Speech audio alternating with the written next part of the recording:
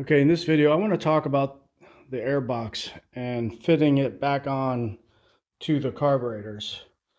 A couple things that I found out that works for me, and it may help some other people that are doing this or having issues with it, is number one, before you put the box on, make sure that the clamps are loose.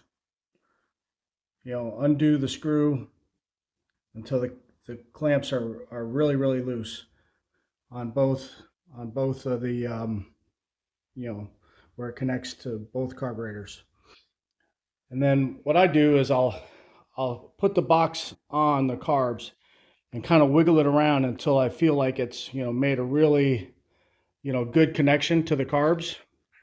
And then from there, what I'll do is I'll put the top bolt, mounting bolt in, making sure that the hose is not being pinched.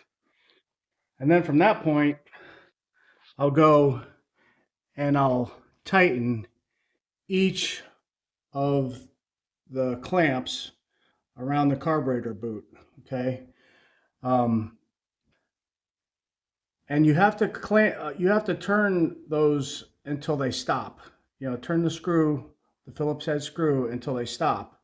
Because if you look at the clamp itself, the clamp is designed only to go so far, and it won't go any further. Okay, so at that point, if you look,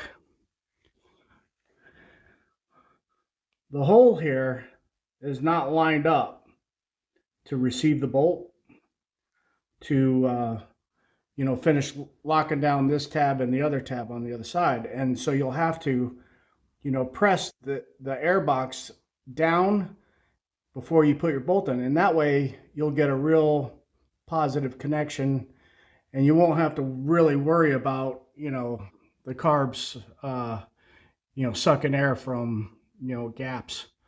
So anyway, I hope that makes sense and help some people out.